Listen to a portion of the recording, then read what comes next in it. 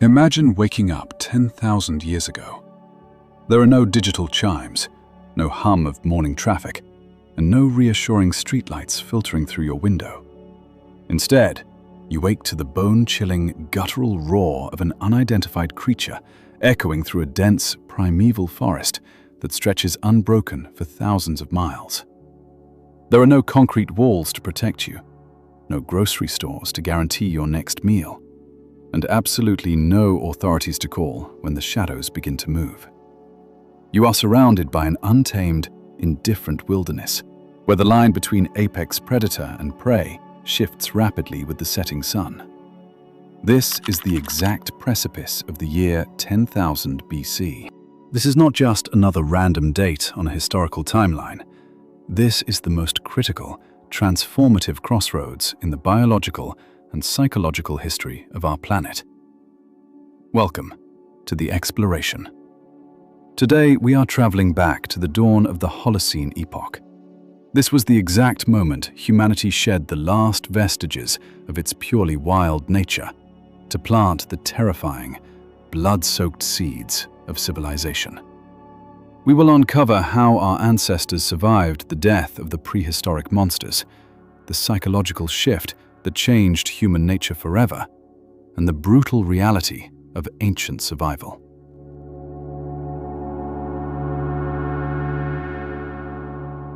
To truly comprehend the psychology of a human being living 10,000 years ago, you must first understand their profound isolation.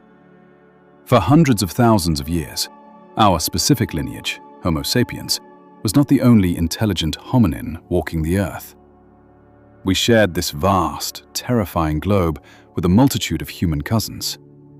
There were the robust Neanderthals, dominating the frigid landscapes of Ice Age Europe, the adaptable Homo erectus, navigating the savannas of Asia, the enigmatic Homo naledi, deep within South African cave systems, and the diminutive hobbits, Homo floresiensis, isolated on monster-filled Indonesian islands. But as the colossal ice sheets of the Pleistocene finally began to retreat 10,000 years ago, a chilling reality set in. We looked across the melting glaciers, and the ghosts of our cousins were all that remained. They had faded into geological dust, outcompeted, assimilated, or erased by a mutating world. We were the last hominins standing, utterly exposed on the summit of the food chain. And we were sharing our hunting grounds with authentic prehistoric monsters. In the Americas alone, human hunters tracked apex predators and titanic herbivores pulled from a dark nightmare. Imagine encountering the South American short-faced bear, a titan capable of crushing a human skull with a single swipe, or the terrifying saber-toothed cats, whose serrated canines evolved specifically to rip through thick mammoth hides. Yet, 10,000 years ago, a global ecological tragedy climaxed. As the climate warmed and sea levels rose, submerging massive land bridges like Doggerland and Beringia, these ancient titans collapsed. Through an analytical lens, a dark truth emerges, known as population overshoot. Wherever human beings migrated and perfected their hunting technologies, megafauna mysteriously vanished shortly after. We didn't just survive alongside the monsters. We became the ultimate monster. For millions of years, we were often the prey. But by 10,000 BC, a terrifying realization took hold. Our collective intelligence and projectile weapons could overpower millions of years of biological armor. We systematically hunted the titans until they were gone. But when the dust settled, we faced an existential crisis. The massive walking mountains of meat were extinct. The nomadic, big-game hunting lifestyle was no longer viable. We had to drastically adapt, or follow the mammoths into oblivion.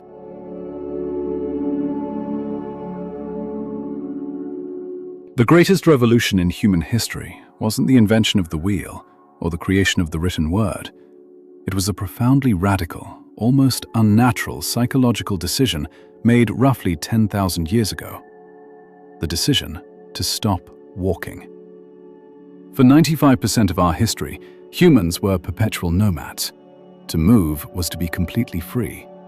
You were not tied to a failing crop, a dried-up river, or a localized outbreak of disease. When resources ran low, you packed your tools and walked over the horizon. But in places like Western Asia, populations like the Natufian culture initiated an irreversible experiment.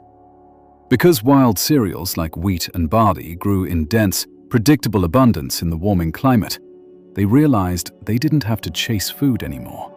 They could store the surplus and stay put. But staying in one place triggers a permanent rewiring of the human brain.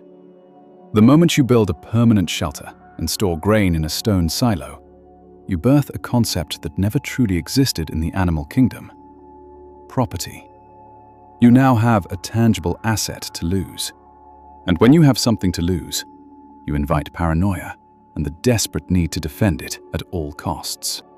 This deep-seated psychological need to assert dominance over a chaotic world culminated in the world's first megalithic structures. Look no further than Göbekli Tepe in modern-day Turkey. Built roughly 11,500 to 10,000 years ago, this is an awe-inspiring complex of massive limestone pillars, some weighing up to 20 tons. They are intricately carved with intimidating depictions of wild animals, venomous scorpions, aggressive boars, and roaring lions. The paradox of Göbekli Tepe is that it was not built by an advanced agricultural society with rigid hierarchies and kings. It was built entirely by hunter-gatherers.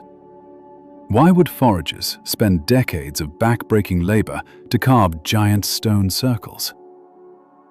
Psychologically, Göbekli Tepe is a desperate declaration of war against the unpredictable wild. It is early humanity attempting to conceptually tame the prehistoric monsters by freezing them in solid stone.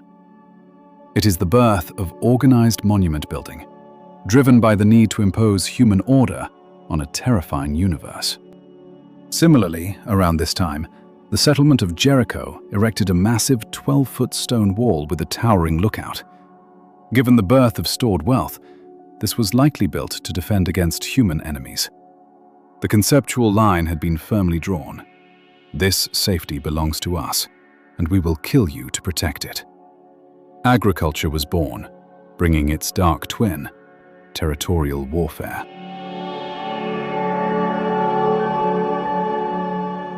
It is dangerously easy for modern society to romanticize the deep past.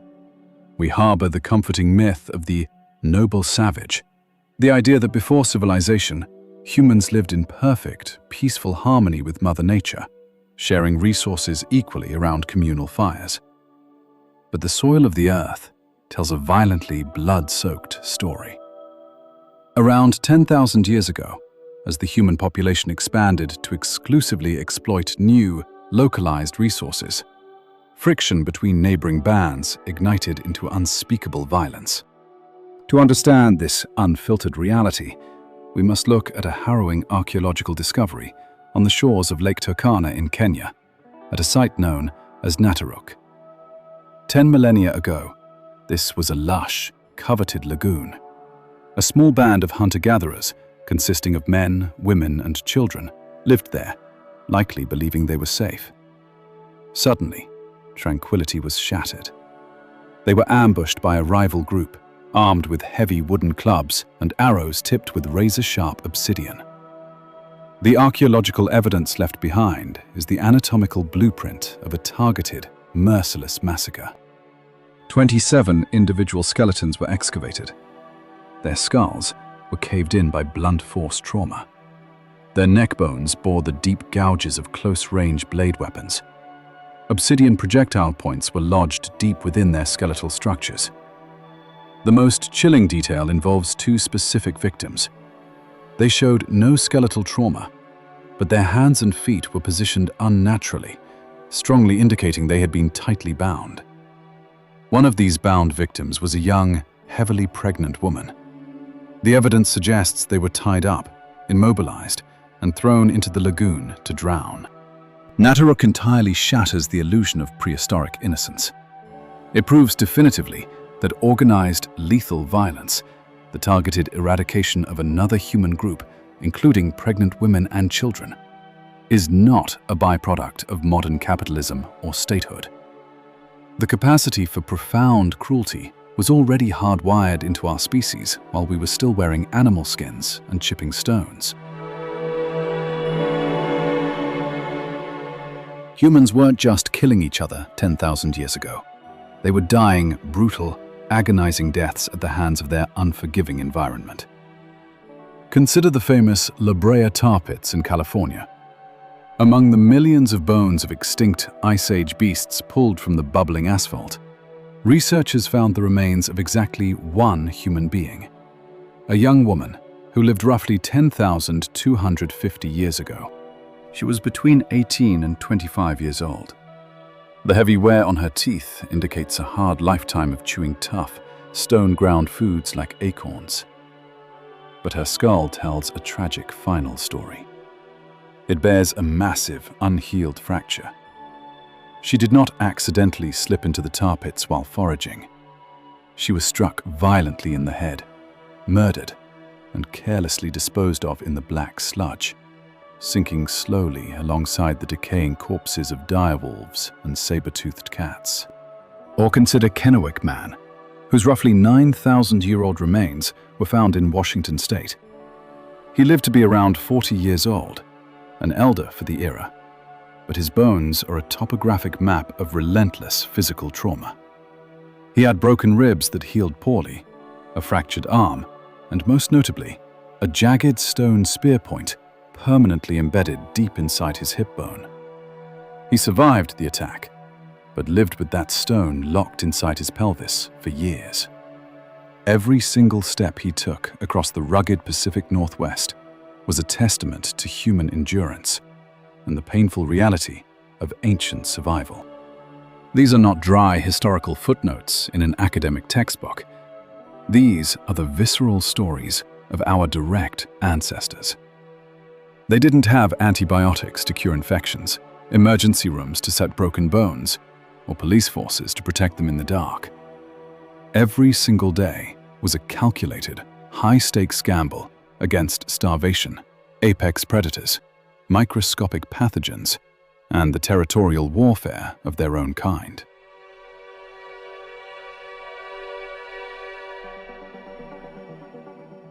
The world 10,000 years ago was not a simple, primitive prelude to our modern lives.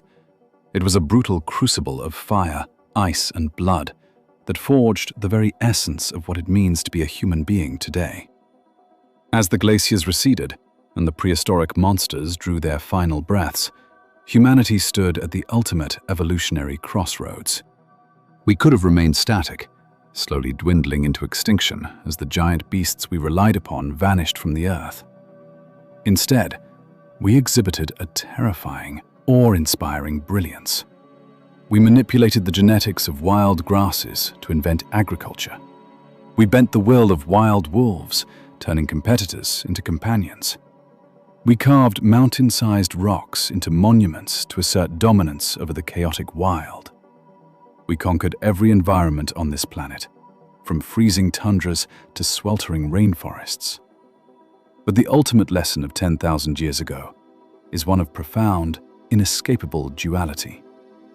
The very same evolutionary traits that made us brilliant enough to survive, our immense intelligence, our ability to cooperate, our relentless drive to control, also made us devastatingly lethal. When we finally stopped fearing the monsters in the dark, we became the monster.